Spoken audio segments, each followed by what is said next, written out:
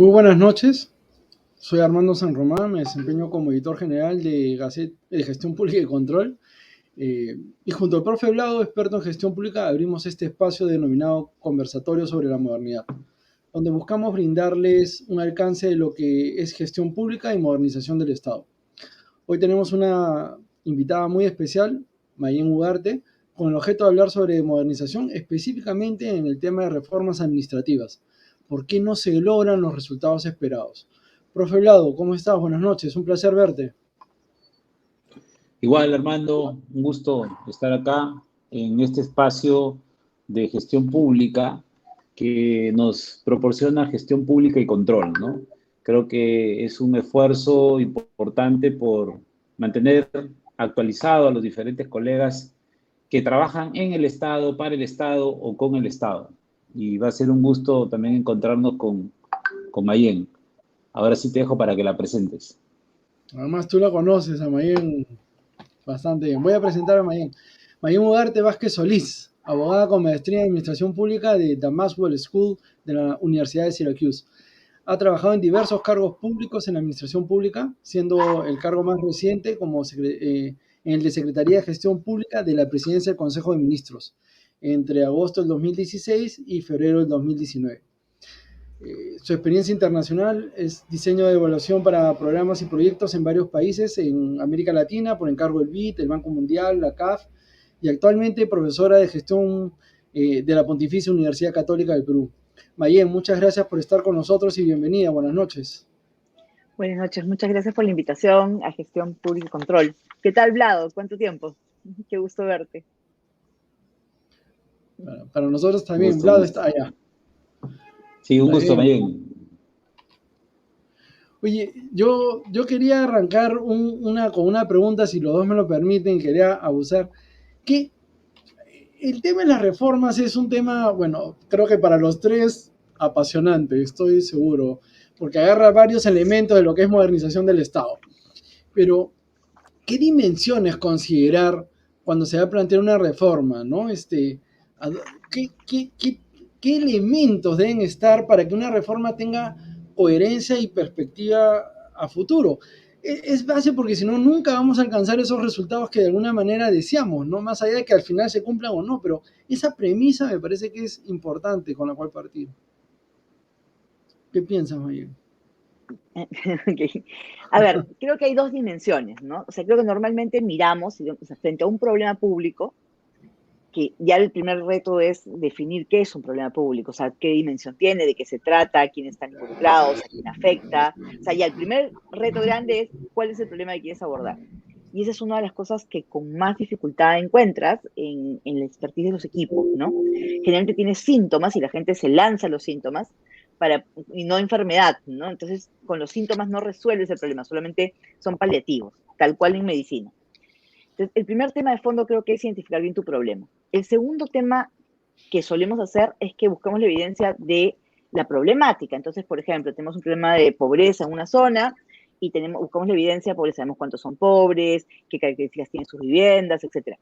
Pero cuando hacemos el planteamiento de reforma, nos olvidamos que hay un adentro también en las organizaciones. No solamente qué resultado quieres tener, sino que el que lo va a implementar tenga la capacidad, esté listo para eso que le estás pidiendo.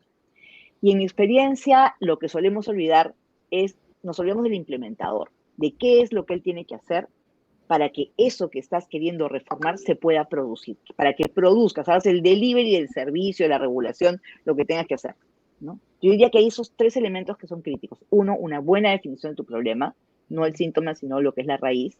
Segundo, este espacio de la fuera, de la evidencia, de dónde están la problemática, qué es lo que afecta, de qué depende, qué daños se están causando en la sociedad, etcétera. Y ese adentro, que es quién va a ser el encargado de llevar esto adelante y si está listo o qué le falta, ¿no? Y debe ser parte de tu reforma, ese qué le falta, para poder llevar adelante este cambio que quieres hacer. Una reforma es igual que un cambio, o sea, es lo mismo, ¿no? Reforma igual cambio. Entonces, ¿estás en capacidad de hacer el cambio, sí o no? No sé, Bravo, ¿tú qué opinas? Yo le agregaría ahí a lo que dice Mayén, creo que también lo ha dicho, ¿no? De alguna forma es este tema del apoyo político, ¿no? Lo vemos, por ejemplo, con la reforma del servicio civil, ¿no? Por poner un ejemplo de una reforma que es sumamente importante. Creo que si uno lee cualquier libro de administración pública en el marco de la gestión de recursos humanos dentro del Estado, te dicen que eso es vital. Pero mira desde cuándo estamos y todavía no tenemos algo fuerte que lo haga poder resistir cualquier embate, también político, por cierto, en el desarrollo. Y a veces, cuando yo, por ejemplo, personalmente he dicho que estoy en contra de que se haya eliminado así como se eliminó los CAS, claro, la gente te sale pues a la yugular, ¿no? Me han dicho, tú no, acaso no has sido SNP, no has sido CAS, no has sido orden de servicio. Sí, yo he sido todo eso, pero una cosa es lo que le conviene al país y otra cosa es personificar o personalizar una determinada situación. No sé qué opinas tú ahí, Mayel, la parte política, el apoyo político, desde el gobierno, digo, ¿no? Ya si puedes hacer incidencia política y esa es otra cosa más adicional. De acuerdo completamente contigo, pero además creo que hay que recordar que necesitamos apoyo político para iniciar una reforma, para aprobarla, pero hay que sostenerla en el tiempo. Y lo complejo es esa segunda parte, ¿no? Porque hay una coyuntura, una ventana de oportunidad, logras aprobar tu reforma maravillosa, tu cambio, tu ley, lo que sea que necesites para hacer tu reforma. Y después, si no hay impulso político para seguir adelante, todas las veces que tienes que revisar, además, porque también esa es otra cosa, es cierto, o sea, las cosas hay que revisarlas. Tú tienes un escenario planteado al inicio y va a cambiar por dos razones. Una, porque tu misma acción en la reforma va cambiando ese escenario.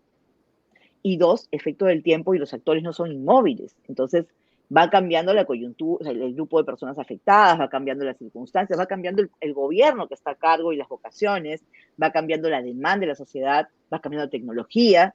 Entonces, todo eso en reformas que en el Estado no son de 3 años, son de 15 años, 20 años. O sea, sus efectos son de largo plazo. Tienes que tener posibilidad de revisarlas de manera, no te digo que constantemente, pero con una cierta frecuencia, dependiendo que estés reformando, que estés cambiando. Y en cada una de esas requieres el apoyo político. Una pregunta.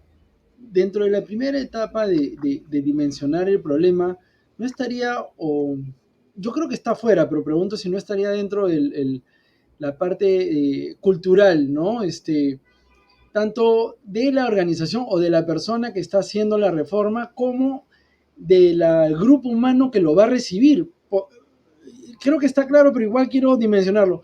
Quiero llevar, yo qué sé, DNI a los Ayanincas de no sé dónde, no sé, ¿no? Hay una reforma, va con el nivel nacional, pero no sé si sería lo más apropiado y en qué momento implementarlo. Y la persona que se lo vaya a dar, no, lo pongo a un funcionario público típico de Lima, regido las normas, el perfecto funcionario normativo. ¿Cómo encaja eso? No, no lo veo. Por eso quería dimensionar si estaría en el primer punto que mencionaste o lo dimensionarías fuera, ¿no? Yo siento que tiene que estar fuera, pero en fin. A ver, yo creo que parte de tu diagnóstico es reconocer, ¿no es cierto?, quiénes van a ser los actores y qué características tienen. Y claro, cuando hablamos de reformas que implementa el gobierno local de la zona, pues entonces conoce digamos, Su realidad. a sus ciudadanos, digamos, a cargo, ¿no?, en su jurisdicción. Cuando es nacional, tiene que mirar las diferencias que hay en las diferentes jurisdicciones, zonas del país, capacidades, mercados. Muchas de tus reformas requieren que haya una capacidad en el mercado de darte cierto tipo de servicios o productos, y si no existen, tienes que generar en esos mercados. O sea, es como cuando salieron, por ejemplo, cosas como el shock de inversiones, ¿no? Entonces, el shock de inversiones le vamos a dar plata a todos los municipios para que ejecuten obras. Necesitábamos, de verdad, detrás de eso hay un tema macroeconómico, requeríamos que se gastara plata ¿no? para mover la economía. Entonces, el shock de inversiones. ¿Y qué pasó? No había suficientes operadores, o sea, no había suficientes constructores decentes, buenos, con experiencia, y terminaste con un montón de construcciones fantasmas, incluso en Lima. Entonces, no solamente es las personas y su cultura, pero también es ese entorno, ese mercado en el que estás actuando, porque el Estado siempre está actuando en un mercado, ¿no?, en un espacio político. Y mi análisis de los actores políticos para la reforma macro que se tiene que implementar en cada organización ya no es el mismo. Entonces, hay muchos momentos en los que tienes que hacer ese análisis. De acuerdo contigo que tiene que hacerse, pero creo que a nivel de un diagnóstico inicial lo que tú haces es decir, ok, por lo menos sitúo que tengo toda esta diversidad y tengo que plantear dentro de mi reforma cómo voy a incorporar esa diversidad. Perfecto. Ahora, Mayen, hablando de las reformas, te la voy a hacer en dos sentidos la pregunta. De las reformas, de las últimas que hemos visto, diríamos, en estos 20 años, ¿no? ¿Cuáles son las que tú crees que se han quedado truncas y que no volverán? Las que tú crees que todavía tienen vida y que de repente falta algún empuje, y las que tú crees que están funcionando, ¿no? Ahí está pues la reforma que hemos dicho de la ley de servicio civil, está lo de riesgo de desastres que cambió totalmente, está el tema del presupuesto basado en resultados, está el tema de las asociaciones público-privadas, por ponerte ejemplos, ¿no? De cosas que se han dado. ¿Tú cómo verías esa sintaxis? A ver, creo que es difícil saber, en 20 años hay tantas cosas que se hicieron bien, se hicieron mal, o que comenzaron bien y luego se cayeron también, ¿no? Pero creo que hay dos tipos de reformas, que es una cosa que tenemos que tener en cuenta siempre, ¿no? O dos grandes grupos, las que como Estado regulamos para el afuera, para que los agentes en la sociedad, los individuos, nos acomodemos a nuevas reglas de juego, y en eso, ¿no es cierto?, vamos desarrollando nuestros negocios, nuestras escuelas, nuestro aprendizaje, nuestra salud, etcétera. O sea, nuestras decisiones como agentes de la sociedad. Entonces lo que el Estado nos da es un entorno para trabajar, o unas condiciones para trabajar, o unos incentivos para que hagamos, por ejemplo, las microempresas crezcan y se fortalezcan. Entonces da unos ciertos servicios el Estado, unas carteras de servicios que te permiten a ti, ¿no?, actuar mejor, y te va encaminando. Esas son reformas de un Estado más regulador, ¿no? Y están las reformas de lo que el Estado presta directamente, el Estado proveedor, donde el Estado tiene que operar las reformas. O sea, el Estado peruano opera la salud, opera la educación. En esencia, la gran salud, la gran educación, la hace el Estado peruano. Opera, claro, está el tema administrativo del servicio civil, está los desastres, no son terceros, es el Estado el que pone reglas de juego, porque no son individuos mirando cómo arreglan su casa para que no les caiga el agua cuando sale el río, ¿no? Es el Estado, en este caso un municipio o gobierno regional, haciendo defensas ribereñas, ¿no?, poniendo la inversión para eso. Entonces, creo que las reformas que implican modificaciones a la forma como hacemos las cosas, que son las reformas hacia adentro del Estado, digamos algo así como la de alta intensidad de cambio administrativo, de cambio del aparato, son las más difíciles de lograr. Y hemos hecho súper bien las reformas de los 90, que fueron reformas de regulación, de retiro del Estado, aparición de nuevas instituciones tipo Indecopi, reguladores, etcétera. Mal que bien, son reformas donde el Estado es un generador de entorno, digamos, ¿no? Pero las reformas donde el Estado tiene que ser el proveedor directo de salud, educación, justicia, policía, digamos, ¿no?, seguridad en términos de policía, esas cosas, ahí es donde nos quedamos. Son las reformas que dependen más de la capacidad del servicio civil, de la capacidad de gestión, ¿no? Y ahí es donde se me hace mucho más complicado encontrar éxitos. Tenemos algunos, indiscutiblemente, pero a esas son las que no logramos sostener, ¿no? A veces con las justas nacen, y ahí nomás, poco tiempo después, el foco de interés cambia y ya no tenemos los equipos en las reformas, no tenemos los impulsos políticos, ¿no?, que teníamos originalmente. O también, perdóname, Lau, pero por ejemplo, para mí es un caso muy Vale. especial el SNP y el Invierte P, por ejemplo, ¿no? Que pienso que el SNP no llegó a desarrollarse, a madurar cuando estaba justo entrando en su momento de apogeo, en que ya se conocía, ya estaba adaptado, la gente lo estaba manejando. ¡Pum! Cambiaste al Invierte P, ¿no? Que tiene cosas muy buenas, porque es otro tipo de enfoque para invertir en el Perú, ¿no? De producto a programas, de manera más interesante, pero siento que no lo dejaron desarrollar. Y hoy día el Invierte P todavía no está terminando acaba de empezar hace un par de años, ha tenido 4 años un poco problemáticos, que le han afectado por factores exógenos, no producto del mismo sistema. Sin embargo, ya están pensando en darle vuelta también, ¿no? En hacerle modificaciones.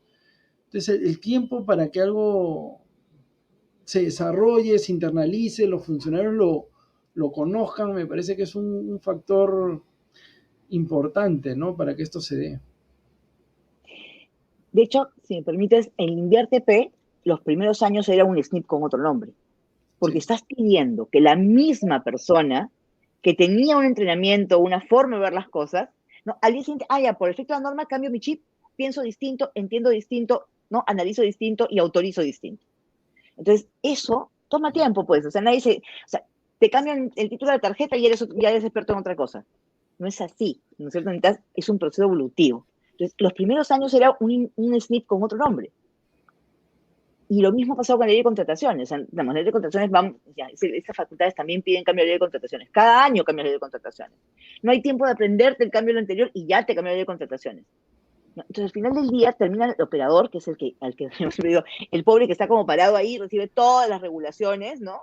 Y le caen encima y tiene que ver cómo las interpreta para que encima coincidan entre ellas, porque claro, mi sistema de contrataciones y mi sistema de presupuesto no conversan, no funciona. Y si no funciona la planificación, que hoy día además nos planifican hasta qué voy a comprar desde un año antes, quieren que lo planifiques. Entonces, si todo eso no funciona como un reloj, no funciona. ¿Y quién tiene que interpretar todo eso? ¿El rector? No, lo interpreta el operador. Y entonces al operador le cambias la regla del juego. Cuando ya entendió cómo era algo, le estás cambiando otra vez porque no te da el resultado que quieres. No le das tiempo a madurar tu reforma. No le das tiempo a equivocarse. No das tiempo a que entendamos qué cosa no funciona y por qué y para quién. Porque de repente para unos funciona y para otros no. Entonces, ese proceso de darle tiempo y de maduración a aquello que implica cambiar la organización es sumamente importante. Ahora, Mayen, entonces, ¿qué factores tú crees que limitan que una reforma administrativa pueda tener un buen desenvolvimiento, un buen desarrollo a lo largo del tiempo? Si tuvieras que indicar algunos. Yo sé que tú has visto varias reformas, de repente a partir de eso puedes, de ese aprendizaje y de chocarte de repente también, como me ha pasado a mí, contra varias paredes, te vas dando cuenta, oye, este factor no lo volvería a repetir, o este factor hay que tenerlo presente, si no, esto no va a ir por buen camino. Desde tu experiencia, ¿qué crees que son factores que hay que tener en cuenta? A ver, yo creo que hay varias cosas, Blau. O sea, pongamos en diferentes lugares, ¿no? Si tú eres el rector, la primera cosa que necesitamos, o sea, en el Estado siempre hay un rector para algo. Así no se llama rector, siempre hay un dueño de alguna cosa, ¿no? Dueño de un sistema administrativo, dueño de un ámbito específico, un dueño sectorial, digamos, de algo. O sea, siempre hay un dueño, una autoridad que tiene a cargo implementar algo. Porque el día que alguien no tiene a cargo implementar algo, o que son muchas autoridades implementándolo, estamos fritos. Que es un poco lo que nos pasa con todo este sistema. En el tema de anticorrupción tenemos demasiadas autoridades cuyas no queda claro cuál se encarga de qué y todavía no logramos implementar la colaboración eficaz interna, la denuncia, no sé qué, y cuesta porque son muchos interviniendo, ¿no? Entonces, necesitas tener un dueño. Y generalmente, diría que en el 90 y tantos por ciento de los casos, tenemos un dueño. Ese rector, sea que se llame rector oficialmente, en términos de rector de sistema administrativo, rector funcional, lo que sea, ese rector tiene que salir a la cancha. Ese rector tiene que entender para quién está rectoreando, o sea, para quién está dando regulaciones, para quién está dando indicaciones de qué hacer, y tiene que ser, creo yo, un rector mucho más activo, que un rector solamente que dice, estas son las reglas del juego, y luego me vuelvo a mis cuarteles y vean cómo se arreglan, ¿no?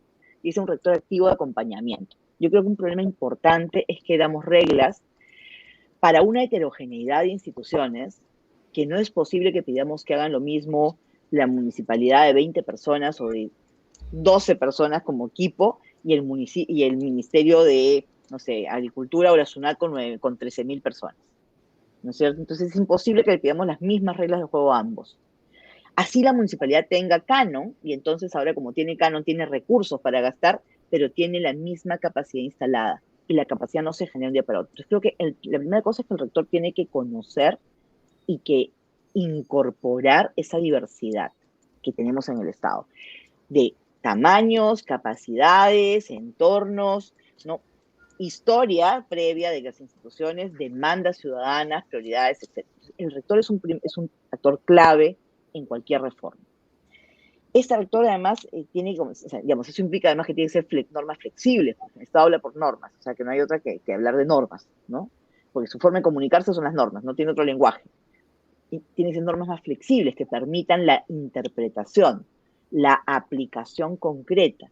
Entonces, no entrar al último detalle, sino permitir la aplicación concreta en cada sitio de acuerdo a las circunstancias con parámetros claros, evidentemente. La otra cosa que creo que es clave es que hay que comenzar a hacer normas que promuevan lo positivo más que incentiven la penalización de los errores. En general, una regulación tiene como dos claves. Cuando haces una norma, tienes que pensar, ¿qué quiero habilitar? O sea, ¿qué quiero promover que suceda? ¿Y qué quiero que evitar que suceda? Entonces tengo habilitaciones y candados. Y en base a esos dos mecanismos, tú vas en tu norma como un juego de ajedrez diciendo, ok, pongo esta disposición porque quiero que los operadores caminen por este camino. Pero no quiero que se desvíen, entonces pongo este que es un candado para que no se vayan por este sitio y se vayan hacia estas otras tres posibilidades. Entonces tú vas haciendo como un ajedrez pensando en los pasos posibles. Yo creo que los rectores tienen que tener la experiencia y el conocimiento para saber que tienen que hacer normas más habilitadoras, pero de interpretación. Y que tiene que penalizar menos la equivocación, porque o sea, no hay forma de hacer innovación mejor, etcétera, si no te equivocas. Y la gestión tiene intrínseco el error potencial. Entonces, si todo mi incentivo es a castigar, básicamente estoy matando cualquier posibilidad de adaptación o de innovación, que es lo que requieres para que en esta diversidad funcione. O sea, es más fácil dar regulaciones de talla única. Es mucho más difícil y implica un rector mucho más activo, ¿no? Lo otro. Creo que eso es parte. El rector tiene que usar su poder administrativo para interpretar en cada caso de acuerdo a las circunstancias y tiene que comprarse ese pleito. Si no, la cosa no va a funcionar, ¿no? Entonces creo que ahí hay un par de cosas que me parecen claves. Del lado del implementador, creo que tiene que ser muy honesto en su verdadera capacidad para implementar. Es decir, me tengo que mirar, ¿no es cierto? Y ver si mi capacidad operacional la hace con todo eso que me estás pidiendo. ¿Para qué me meto en este lío, ¿no es cierto? Si es que no tengo las capacidades. Y si no las tengo, entonces, ¿qué es lo que sí puedo hacer? Ser más estratégico. Tú miras, nosotros hicimos este ejercicio, creo que de ahí viene el nombre además, que hicimos con el CIES y por la Católica, por la universidad, con Juan Carlos Rivero y con Diana Bautista. Hicimos este trabajo de mirar 4 reformas, no por las reformas en sí mismas, sino para ver qué cosa era común en ellas. Y lo que encuentras ahí, sistemáticamente, es un operador que básicamente se concentra en cumplir la norma, porque por esta norma es que lo estás midiendo. Cuando te miden, te dicen qué es lo importante. Entonces yo mido lo importante, lo demás no. Y si lo que yo mido es, incorporaste en tu ROF la función tal, check. Hiciste la comisión no sé qué, check. Ya no importa que se caiga, que venga el desastre, no tengas ninguna capacidad, pero tienes la comisión y tienes tu check de haber incorporado en tu ROF. ¿Resolviste el tema de riesgo de desastres? Para nada. ¿Mejoraste la capacidad? Para nada. Pero check, ¿no? Check y ya está. Cumpliste la función. El formalismo. Porque es difícil. El formalismo. Porque tú, rector, estás pidiendo el formalismo, la forma como tú sigues con el formalismo. Y ya no importa el objetivo de la reforma ni nada de ¿Para eso, qué? ¿no? Nadie te mide el objetivo. Pero es por los indicadores también, ¿no? Que estás planteando. O sea, tus indicadores no están yendo al objetivo de la reforma, están yendo a cumplir formas de la reforma, valga la forma de decirlo. Porque es más fácil de seguir, porque implica menos recursos. La otra cosa que no hacemos, no le ponemos recursos al seguimiento. Damos y que por obra y gracia del Espíritu Santo, que se produzcan las reformas, ¿no es cierto? Eso es muy economista. O sea, muy economista en el sentido de pongo un incentivo y entonces se van a adecuar. Pero el Estado no es el mercado. El Estado, eso pasaba en la primera etapa del PPR, ¿no? Pongo el incentivo al final de la cadena y todos se van a adecuar atrás. Entonces todos van a modificar sus comportamientos porque yo he puesto el incentivo de te doy recursos si haces tal cosa. Te libero recursos si consigues tal resultado. Las entidades públicas es si para conseguir ese resultado tengo que hacer tanto trabajo, de repente mi esfuerzo no vale la pena para lo que me está dando como recurso final. Y yo no voy a quebrar, no salgo del mercado, no gano más, no consigo una mejor distribución de utilidades si eso sucede. Entonces, no funcionan igual tus estructuras de incentivos que en la economía, ¿no? Entonces, creo que tiene que ser mucho más pensado cómo vas moldeando comportamientos y tiene más que ver con el acompañamiento. Y ahí recojo lo que decía Hablado, cómo incorporamos el factor político. Porque si tú miras una organización pública, el tema político es clave. Al político le pide cuentas el ciudadano. Si el político quiere seguir en política como político exitoso, es a él al que le van a pedir cuentas los ciudadanos. Al administrador público, él es buena fe y vocación. O sea, él es vocación de servicio.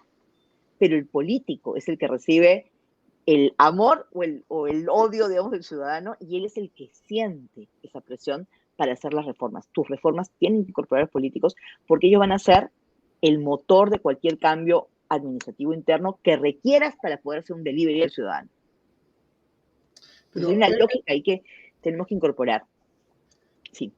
Perdón, Blau, pero es como un círculo, siento que en algún momento, no lo he trabajado mucho, pero siento que hay como un círculo medio vicioso, ¿no? En el sentido de que para que el político pueda dar resultados, de alguna manera tiene que ser datos objetivos, ¿no? Indicadores objetivos, pero esos indicadores objetivos son los que normalmente se basan en las formas, y esos indicadores de formas son los que realmente te dicen no cumplas el fondo del proyecto, sino trata de dar data que sirva, ¿no? Entonces, siento que hay algo ahí medio mal perverso, ¿no? Que no te Es un deja... sistema de control, ¿no? De control intrínseco. Digamos, hemos hecho un control tan a detalle que ya no quieres que nadie gestione. O sea, ¿para qué sirve la gente que tiene que tomar decisiones? O sea, les estamos dando modelos operativos hasta el último. Entonces el señor que es el que está mirando todos los días qué sucede con su población, no puede reinterpretar nada porque se sale del presupuesto acá, no está en la partida de allá, no puede gastar en esto, no puede hacer... Entonces, claro, ¿para qué está sentado ahí?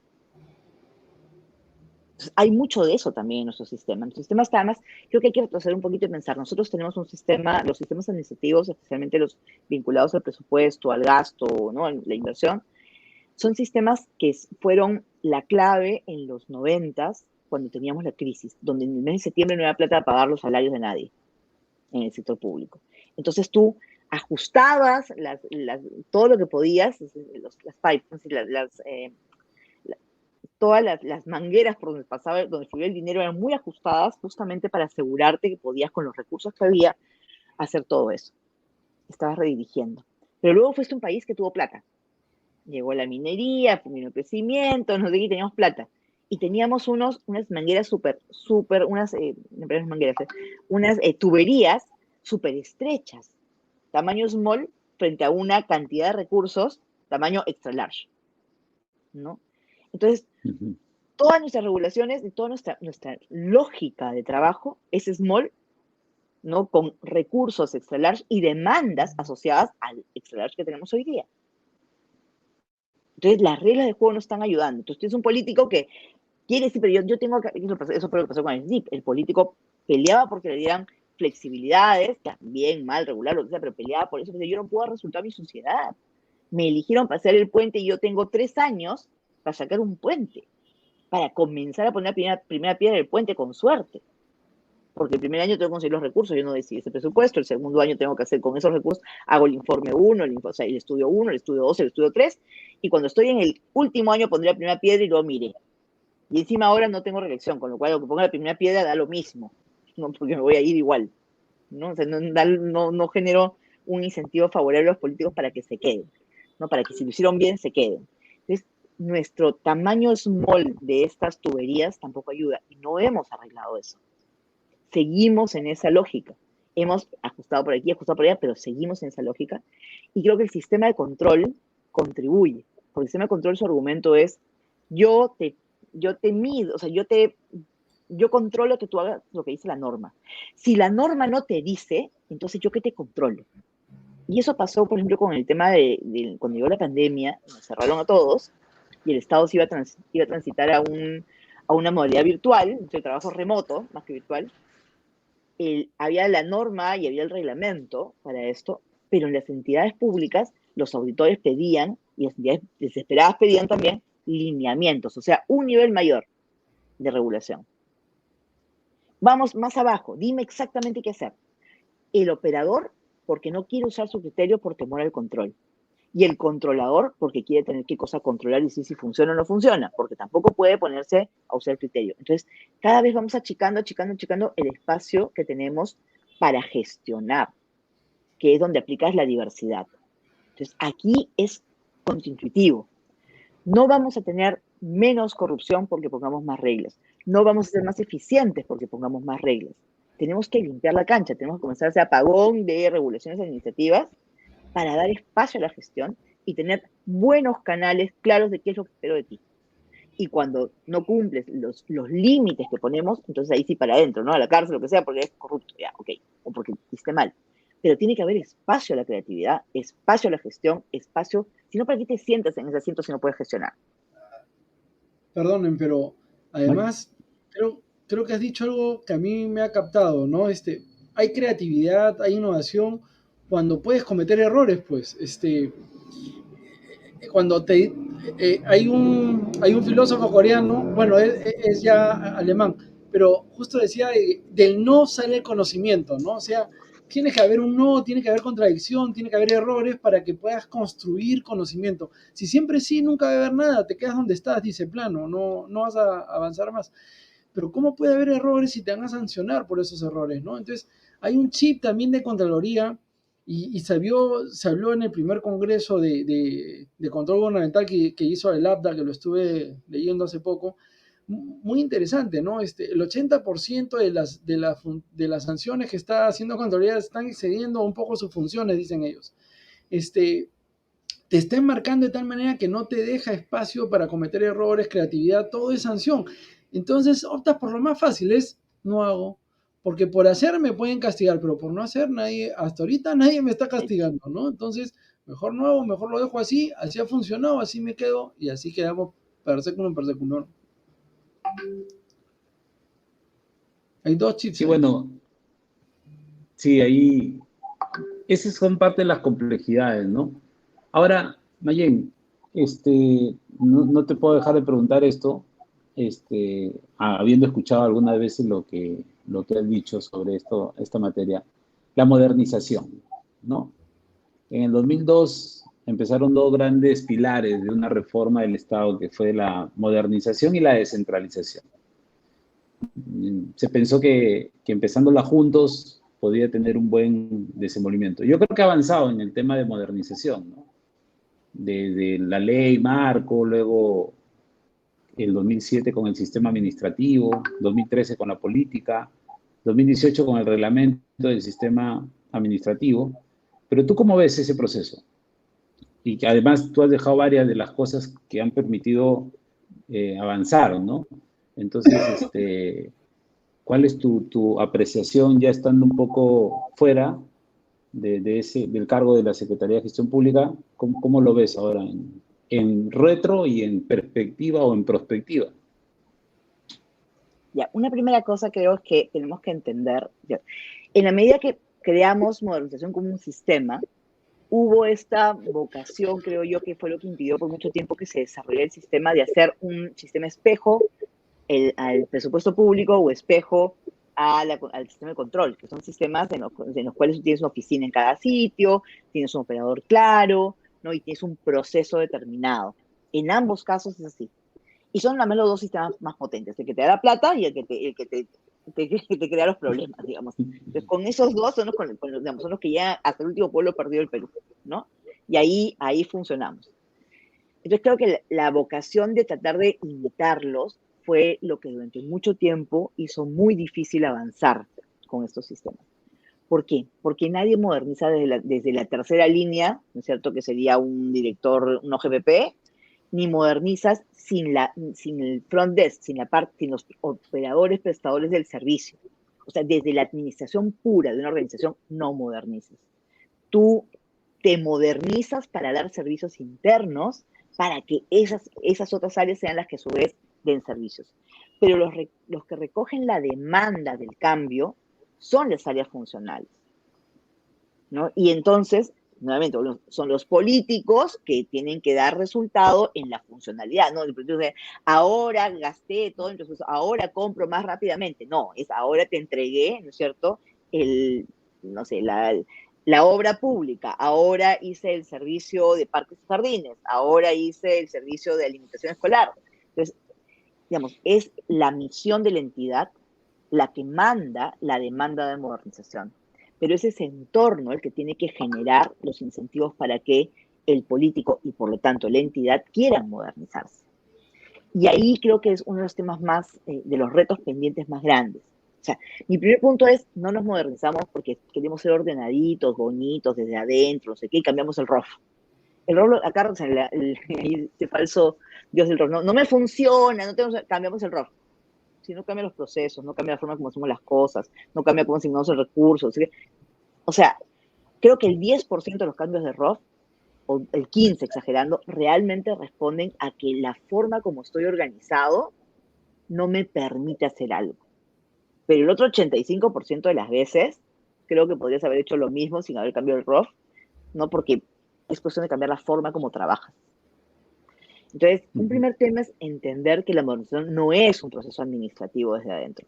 El sistema de modernización es un proceso administrativo, pero la modernización de una entidad es algo que nace de la demanda por un cambio en el servicio, en el delivery, en la entrega que hace la entidad, que llega al político y son las áreas responsables de esto las que tienen que presionar por ella. Entonces, para que eso suceda, tenemos que tener mejores mecanismos para capturar esa demanda. Y ahí pendientes que quedaron y que se han intentado hacer, pero que no logramos todavía, era, por ejemplo, un sistema de quejas, ¿no? Que fuera un sistema así tipo en todo el país y tú pudieras ver la comisaría tal, la están quejando, ¿no? Aparece en rojo porque es la más quejada y tú pudieras ver si es la más quejada porque de pronto no puede entregar los partes porque no tiene papel y eso es un problema de gestión, o porque tiene un problema porque resulta que los policías no están yendo el día que tienen que ir y eso es otro tipo de problema de gestión. Entonces puedes resolver. Entonces tú puedes capturar esa demanda del usuario y entonces te permite tomar decisiones. Y ahí resulta que todas las comisarías de una zona quedan quejadas, veamos cuál es el problema central, porque entonces, necesitas esa información para ver dónde te enfocas. Y eso es un primer pendiente importante. ¿Cómo encontramos, cómo capturamos la evidencia del problema o la alerta del problema para que el político, o sea, el ministro, el viceministro, el alcalde, el jefe de la policía, que también ya tiene un cargo que ya no es tan técnico solamente, entonces un cargo, o sea, que la alta dirección voltee a mirar esa necesidad de cambio o esa necesidad de ajuste. Porque no es que todos son corruptos, no tienen la plata para comprar papel, entonces no está llegando el papel, démoslo. Y por eso la gente se queja. Entonces necesitas un sistema de ese tipo. Las encuestas sobre calidad de servicio deberían tener una frecuencia, ¿no? Sistemática para poder mirar y deberían ir variando. Una cosa es mirar el servicio administrativo, la ventanilla, el servicio virtual, hoy día la ventanilla virtual, y otra cosa es mirar el servicio de atención de salud, que para eso está su salud, otra cosa es mirar el servicio de atención de educación, donde hay partes administrativas y partes que no lo son, el servicio de comisarías, cómo se mide. Entonces creo que todo el tema de mediciones para capturar la información de lo que se está demandando, que es lo que a su vez va a inclinar la balanza para que la entidad esté dispuesta a enfrentar un proceso de cambio, que es la modernización, creo que ahí es donde tenemos el pendiente más grande en este momento. Instrumental tienes atrás. Capacidades para cambiar, podrías generar mecanismos más transversales, tener fondos para hacerlo, las entidades se las arreglan, etc. Pero mientras no exista la captura de ese incentivo, no se evidencia, no podemos sacar titulares que dicen, ¿no? Tal entidad es la más quejada, no vas a generar ese incentivo a hacer los cambios. Creo que para mí ese es el gran pendiente, ¿no? O sea, lo que me estás... yo estaba pensando en un tipo de data, pero tú has mencionado otro. Yo estaba pensando que al Estado le falta data de todo, ¿no? De todo. Tiene data Sin que se discusión. repite, te la piden de diferentes formas y en diferentes formatos y tú estás duplicando. O sea, encima que no tenemos toda la data, la que nos piden, nos la piden de 3 formas diferentes, por decirte. Sí.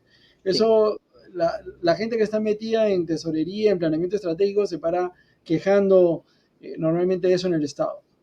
Pero por otro lado, tú estás hablando de otro tipo de data. Es la data que se necesita para esa transformación, ¿no? De cómo levantarla. La siento diferente. Pero Saigüite, por ejemplo, no sé si han oído hablar de Saigüite. Era una data georreferencial del Estado peruano que te ubicaba la posta que hay en tal territorio y servía para las inversiones, ¿no? Entonces tú querías entrar a Perú y decías, bueno, ¿qué tenemos en esta zona que quiero entrar a, yo qué sé, a explotar una mina, por decir? Y te aparecían todas las instalaciones del Estado que habían por ahí. Pero claro, no había la segunda parte, pero se podría construir a partir de ella, si la comisaría muy quejada, si toda esa data adicional que podría venir, ¿no? Lo que no tenemos en el Perú es un dato institucional. O sea, es que tenemos grupos de datos, ¿no? Tenemos datos económicos, o sea, datos de la economía, que tenemos un set de datos bien armado en el Perú, que fue producto de una serie de programas, que los ve el BCR, que el FMI, etcétera. Tenemos datos sociales, que son todas las ENAOS y demás, que fue armada hacia los 90 también, con un programa del BID que estuvo en toda América Latina y que apoyó todo este fortalecimiento de creación de los sets de datos sociales, ¿no? Que seguimos levantando. Pero lo que no hemos armado nunca son datos institucionales. Nuestro único indicador es cuánto gastas la plata. El indicador mentiroso, porque además es un indicador que te lleva a error, ¿no es cierto? De me gasté toda la plata, y bien, mal, regular, no importa, pero me la gasté toda, porque no Además de las porque es el transferencias, indicador. además de las transferencias de los últimos días a fin de año, ¿no? Sí. Entonces, es el indicador mentiroso, o sea, no es, acá el incentivo es gasta, ¿no? Entonces, ¿y qué me dice eso? Nada. Yo soy un municipio que era chiquito y que ahora tengo que gastar 15, no sé, 50 millones, tenía un presupuesto de 20. Pero no estás gastando. No pudiste duplicar tu gasto en un año. ¿Cómo no pudiste? Es que no es lógico, ni razonable, ni técnicamente correcto pedirle que duplique, porque va a hacer cualquier porquería con tal de gastar. Porque su capacidad instalada no se va a duplicar en un año, ¿no? Su Entonces, calidad de eso gasto no es medible. es pésimo. Entonces, el único dato que usamos es ese. Entonces, no hemos acordado un set de datos para el seguimiento institucional, ¿no? Y ese es un primer grupo de datos que nos faltan, que también deben ser públicos y deben ser parte de la decisión que toma la gente y con lo que revisamos el Estado, ¿no? Esa es la gran deficiencia del Y seguimiento. esto, sí, Perdón. claro. Y esto todavía es más cruel, diríamos, en el nivel regional y en el nivel local, ¿no? O sea, ya imagínate si el nacional no tiene el dato, teniendo, diríamos, la capacidad y el despliegue, el regional y el local, pues, está todavía, creo que peor la situación. En el local, de repente, la cercanía de Es lo que municipios te iba a decir. pequeños hace que tengas una mayor referencia, ¿no? Pero con una sintaxis, algo que les sirva para la toma de decisiones, ahí es donde de repente lo pueden tener disperso. Entonces, en ese contexto, ¿cómo ves a la descentralización? Va a cumplir 20 años el próximo año. 20 años. Uh-huh. No Es sé complicado, ¿no? Es una pregunta bien si nos complicada. debemos preocupar nosotros que estamos tanto tiempo en el Estado. Pero, ¿cómo lo ves? La ¿Cómo verdad ves es la que perspectiva, ¿no? En este lo que gobierno, pasa ¿no? es que creo que no hemos, Más allá de los GORE, de los creo que tenemos. MUNI, ¿no? O sea, yo creo que en términos del relacionamiento Estado-Estado, o sea, este tema de la coordinación multinivel, creo que los GORES, sobre todo, más que los MUNIs, porque son muchos más los municipios, pero los GORES han sido un avance enorme. Recuerdo datos de cómo se redujo la cantidad de veces que tenía que viajar un gobernador y toda su planta de gerencial para conseguir algo acá. O sea, digamos, se ha hecho una mejora importante y creo que un signo de esa mejora es lo que pasó hace unos días donde el gobierno no le dio mucha bola al GORE y los gobernadores no se lo aceptaron, ¿no es cierto? Porque hay una lectura de los gobernadores que eso es una forma de acortar esa distancia que tiene que ser acortada para poder avanzar. Porque además la mayoría de servicios donde el Estado tiene que hacer un delivery, una entrega de servicios, son servicios que son como servicios integrados, comienzan en el nacional, siguen por regional y, digamos, operan a veces en el local y a veces desde el regional y sus, no sé, pues UGL, salud, unidades específicas, pero son servicios que son encadenados, ¿no? Desde decisiones nacionales, financiamientos, etcétera, que se tienen que operativizar vía los gobiernos regionales. Entonces, no tener eso funcionando, esos vínculos, es grave, parte del problema es ese. Pero también creo que habiendo avanzado en cosas como esas, no hemos avanzado para nada en ponernos en los zapatos de los gobiernos regionales. Probablemente los puestos más difíciles están ahí. Por ejemplo, yo recuerdo cuando se hizo la evaluación de conocimiento que hizo Servir sobre el SNP, ¿no? Y claro, tú evalúas el conocimiento contra un puesto que se supone que tiene ciertos, o sea, que hay un deber ser de conocimientos de ese puesto, ¿no? El puesto más complejo de todos sería el que hacía SNP en un gobierno regional, Porque en el nacional tú estás en transportes, ejecutas 10.000 millones al año de carreteras y puentes, punto, ¿no es cierto? De todos los tamaños, pero carreteras y puentes. El que mira, el que define las inversiones en el gobierno regional, ve carreteras, puentes, colegios, centros de salud, ¿no? Cosas de riego, o sea, programas de temas de tecnología, o sea, la diversidad de ese puesto es enorme.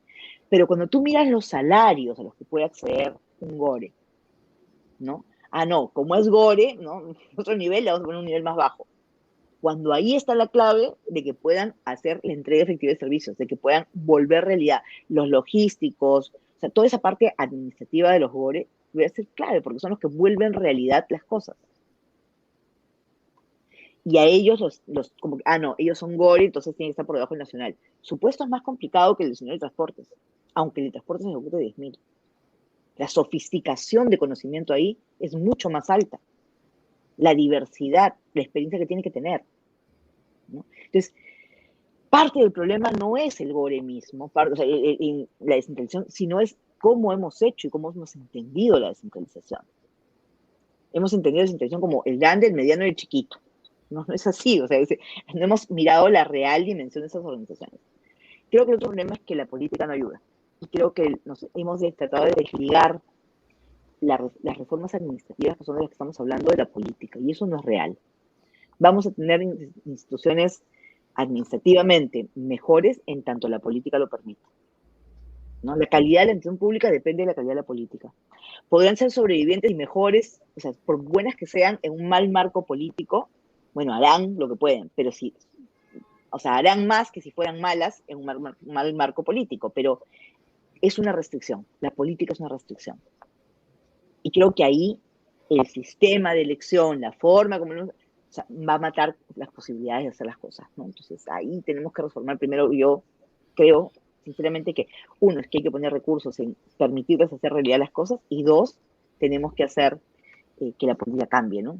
Porque si no cambiamos la regla del juego político, vamos a seguir así. Perdón, pero hay un tema que me ha gustado mucho, es el no mirar la descentralización como niveles hacia abajo, ¿no? Sino al contrario, son más complejos porque son micromundos, por decirlo así, ¿no? Mientras que en el otro puedes tenerlo un sector nada más, ¿no? ¿Sabes qué? Te quiero contar dos cositas rapiditas y chiquititas. Me acuerdo que hablé con un especialista en InvierteP, bueno, y SNIP, ¿no? Y yo le decía, pero ¿por qué no tenemos buenos proyectos en regiones? Y me decía, porque no pagan lo que estaría cobrando acá, Armando. No hay forma de llegar a ese, creo que te lo comenté en un momento hablado, no hay forma de llegar a ese puesto. Pero hay una subvención de la GIZ, creo que le dije, que está pagando y está compensando el desnivel para que se vayan y se promuevan a las regiones. Y me decía, primero no dura para todo el proyecto, dura un periodo de tiempo, o sea, no está completo el programa.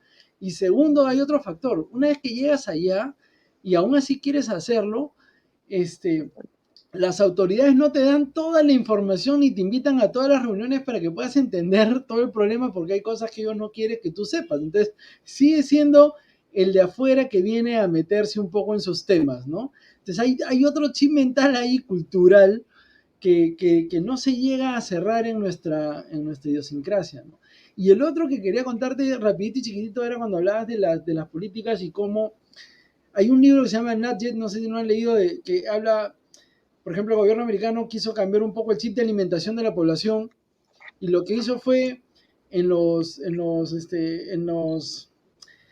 la parte de los alimentos de los funcionarios públicos que funcionan en las administraciones, que son parte del staff, ponían todo lo que es frito, o sea, todo lo que es de comida chatarra, vamos a decirle, en la parte de atrás de las mesas de los buffets, y todo lo que era verduras, ¿no? Y eso lo ponían en la parte frontal.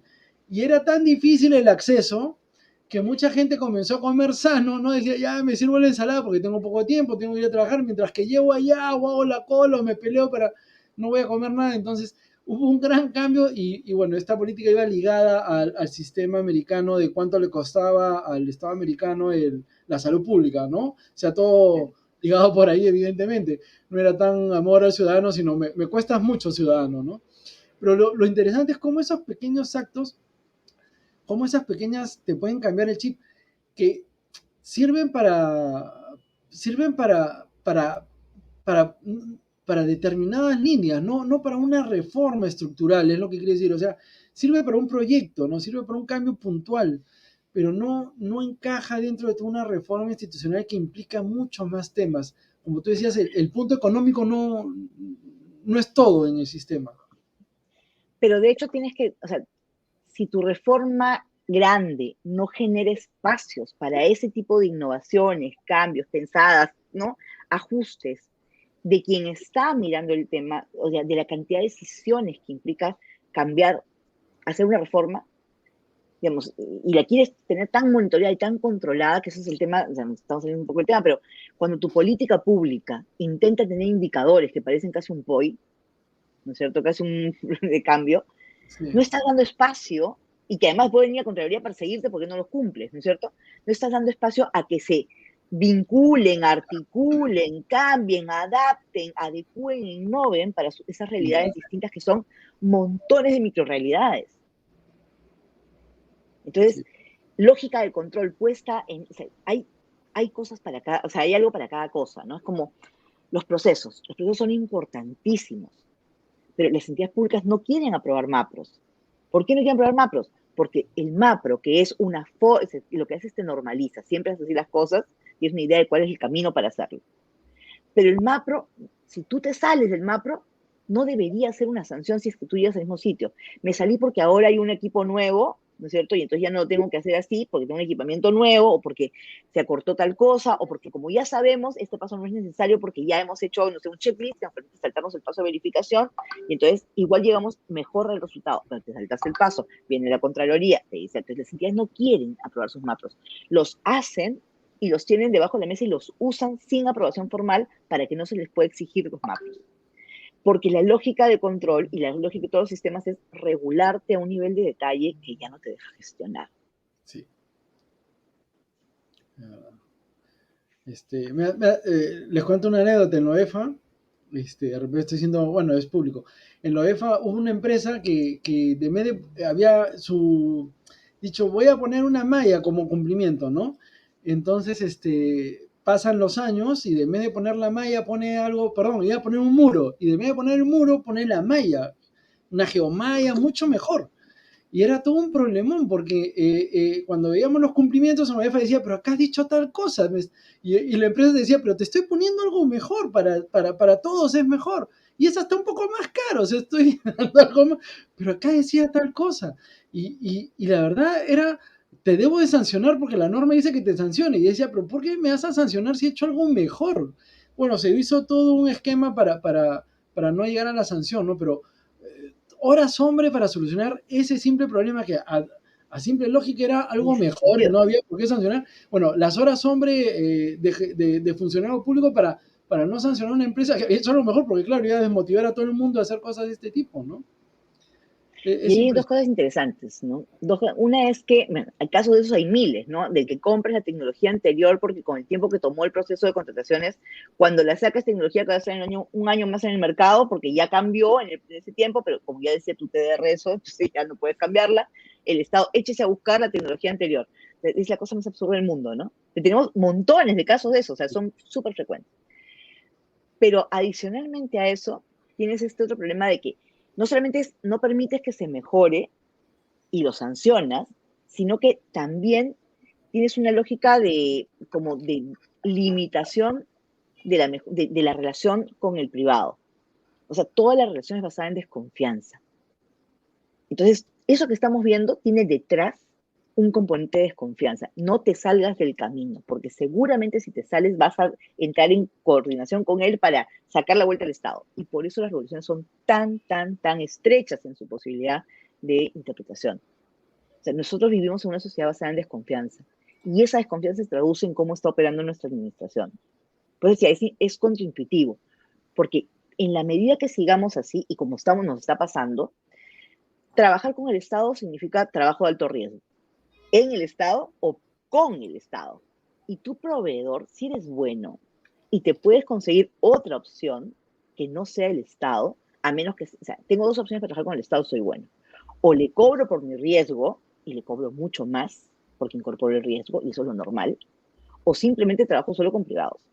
No me voy al Estado porque ¿para qué me arriesgo a trabajar con él? Que después me persiguen, me duplican los tiempos de sanciones, mi reputación, así lo demuestra, pues mi reputación queda dañada. Hoy día, gran parte de los casos de la Contraloría son interpretados como daño. O sea, tú tienes un colegio, el colegio se hizo, pero al final pasó algo con la, no sé, la última valorización y no se llega a cerrar el tema. Entonces el colegio no opera porque no se cierra todo el tema. El Contralor dice cada rato hay un montón de cosas que no se han entregado y van pasando los años y se malogran ahí.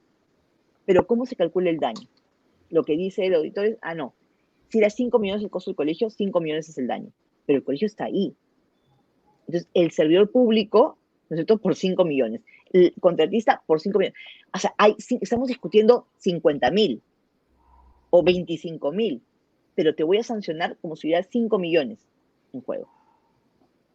Entonces, digamos, no tiene ningún sentido, porque eso no es un sentido, eso no es daño. O sea, todo el patrimonio no es daño. El daño es cuántos niños no pudieron estudiar por esos 3 años que estamos en esta discusión, ¿no? Entonces, el perjuicio al Estado no puede ser mal calculado. No tiene ningún sentido. Entonces, pero estamos basados en la desconfianza. Y en una desconfianza con baja capacidad para discutir esto, además, porque el servidor público tendrían todos que discutir. Yo me acuerdo mucho, el pobre auditor de PCM debía estar harto de mí. Porque claro, cada vez que venía a pasar, o los pobres logísticos, ¿no? Porque venía, va a ser así, no sé qué, no puede ser, no tiene sentido. Yo bajaba. Dígame dónde dice. No, pero es que, ¿dónde dice? Al auditor, que esto, ¿por qué?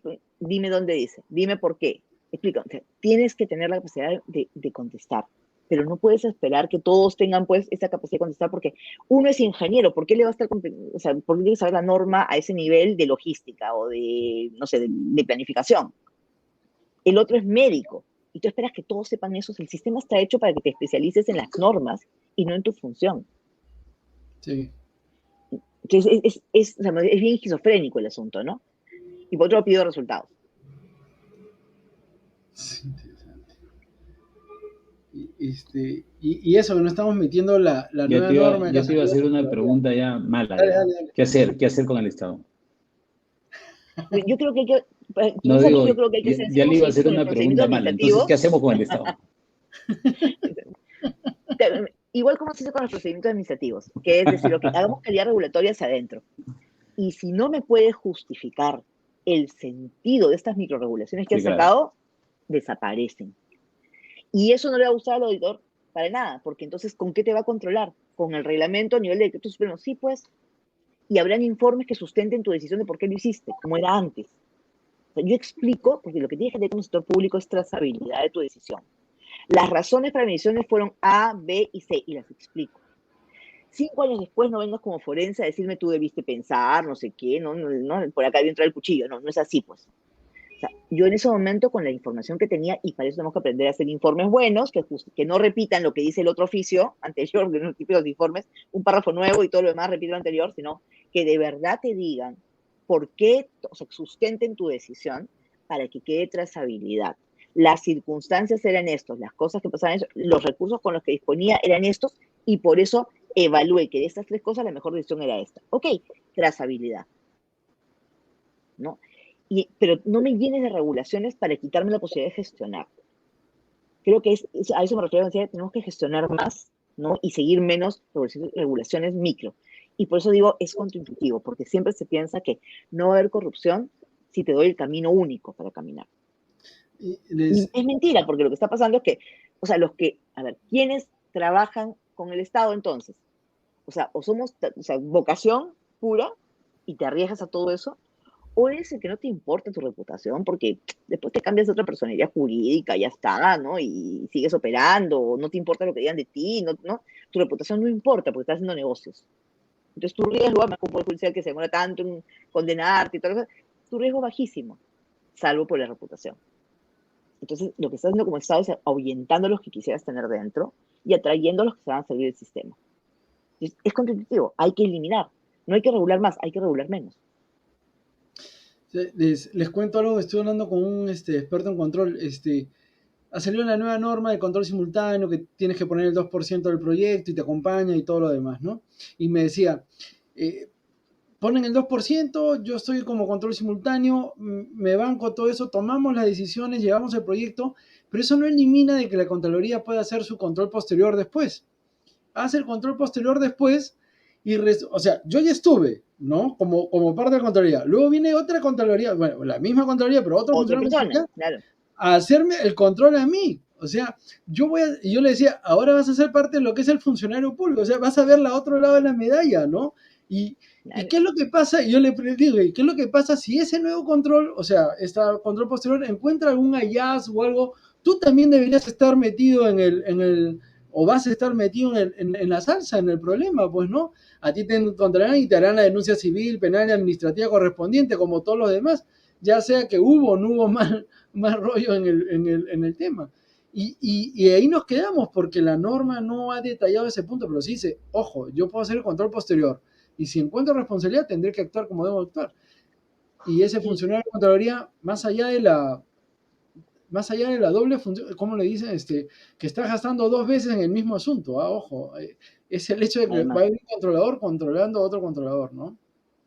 Ahora, ¿qué pasa cuando la Contraloría se equivoca? Cuando te vas al sistema judicial, o sea, a la Contraloría se le cae el 95% de los casos. La razón del tribunal es este argumento de el Poder Judicial no condena, pero si tú miras históricamente, nunca lo ha condenado, o sea, nunca condenó todo porque tú tienes, no sé, pues todo el que firmó, ¿no es cierto? Un abogado que firma como jurídico el expediente final, ¿no es cierto? Cuando pasa por ahí un expediente, no sé, de una valorización, de un metraje, termina siendo sancionado por la Contraloría, por el tribunal, porque en el terreno, que puede ser en otro lugar del país, ¿no es cierto? El ingeniero no hizo bien la medición de algo. Entonces, cuando hacen la acción de supervisión, resulta que el ingeniero que aprobó no Sí, midió, y no sé, y había pues 4 metros más o 4 metros menos. Pero como ese expediente sube y llega hasta el abogado central, el abogado mira, revisa que ahí está la valorización, está no sé qué, están todos los papelitos, ¿no? Se cumple con todos los, ya, firma. Cuando se encuentra eso, el abogado termina metido y sancionado. ¿Qué tiene que hacer el abogado? Ir a medir, hacer los metrajes de las escuelas, de los centros de salud.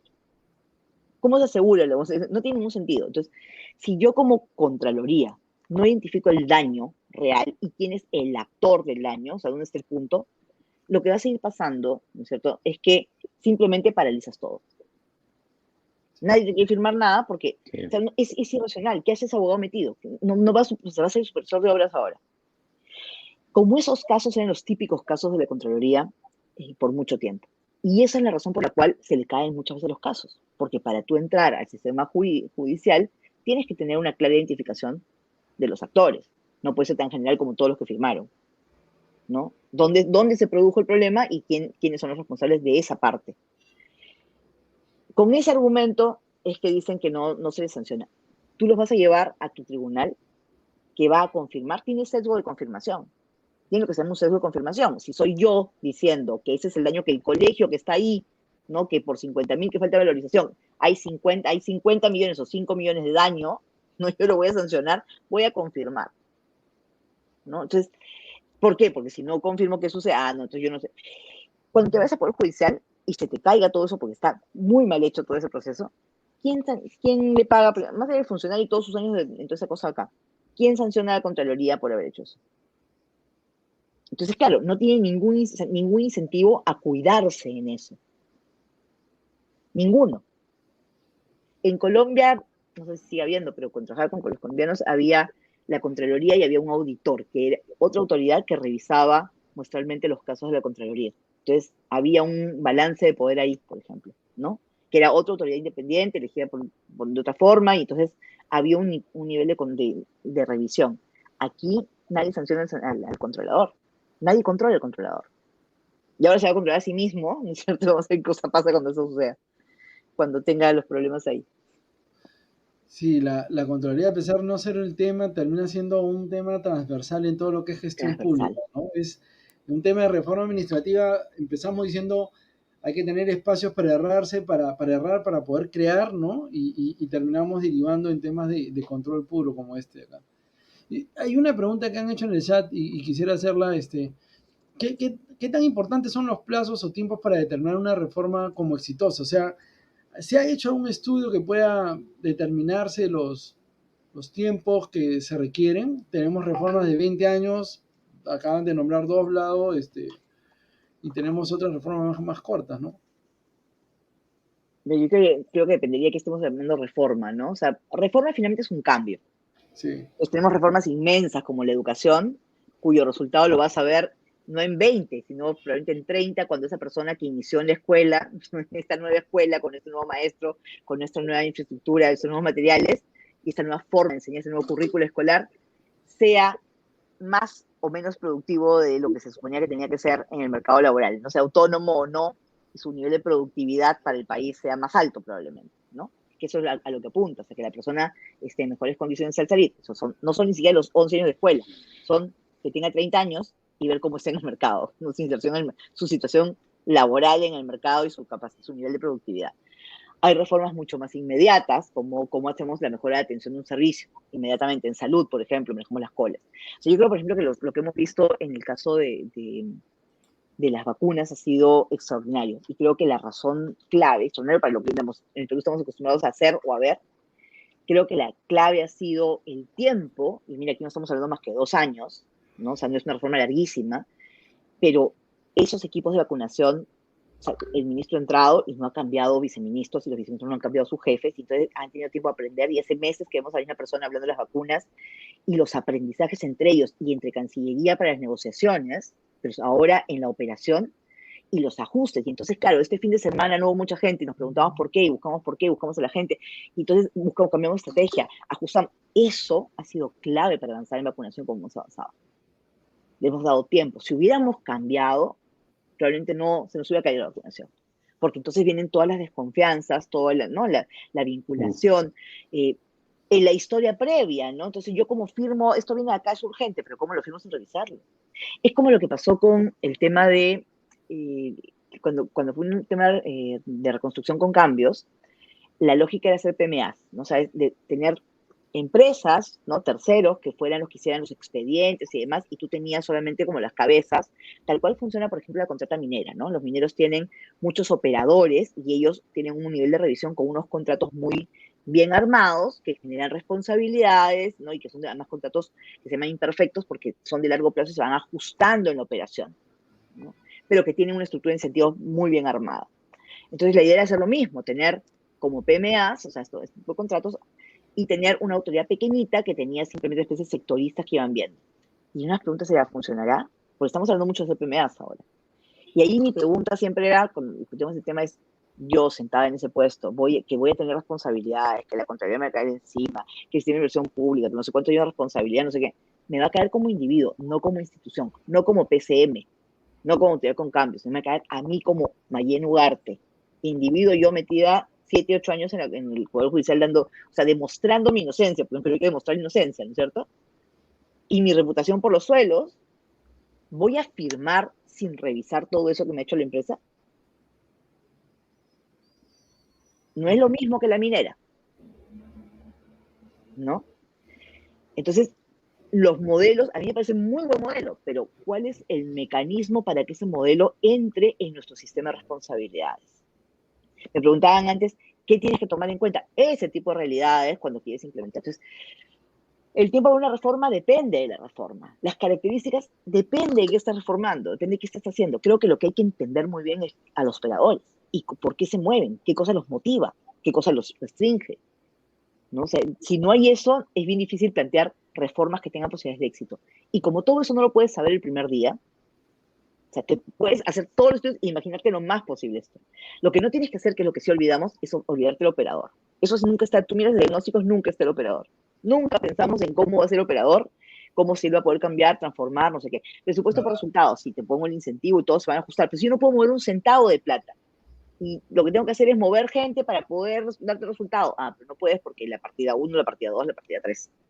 Entonces, ¿cuál es el resultado que te puedo dar si no tengo capacidad de controlar los medios como se generan los resultados, con los que se generan los resultados, ¿no? Entonces, si tú no miras esas cadenas completas, es bien difícil que tú logres reformas que tengan una posibilidad de éxito, porque estamos hablando de hacia adentro del Estado. Y además, le dé la flexibilidad para que se ajusten en el tiempo, porque tienen que ajustarse, van a aparecer cosas nuevas. Muchas gracias, Mayen. Creo que nos tenemos que ir despidiendo.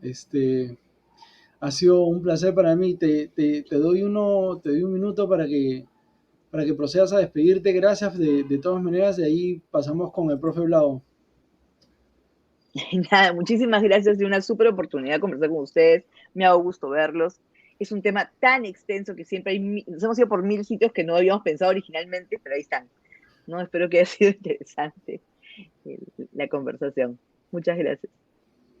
Profe Vlado.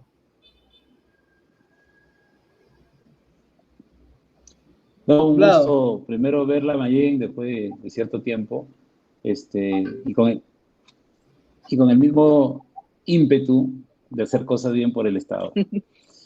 Ha sido un gusto, ha pasado volando la hora, francamente que gratificante. Y bueno, hay que seguir dándole, ¿no? ¿Qué hacemos con el Estado? ¿No? La gran pregunta del profe Vlado. De lado. Mayín, Mayín, yo quiero agradecerte. Sé que andas con los tiempos siempre justos y para nosotros o para mí, sé que para nosotros ha sido un placer estar y para toda la gente que te ha podido escuchar, ver cómo lo tienes totalmente esquematizado todos estos temas que tanto apasionan. Gracias, Vlado, por acompañarnos. Gracias, Mayén. Quiero agradecer también a todo el equipo de gestión pública y a Miran Yopo en Habla Gaceta, a Juan Jiménez como director general, a Alexandra y a Eduardo por acompañarnos. Y gracias a todos ustedes, de verdad, muchas gracias. Muchas gracias. Buenas noches. Chao. Buenas noches, muchas gracias.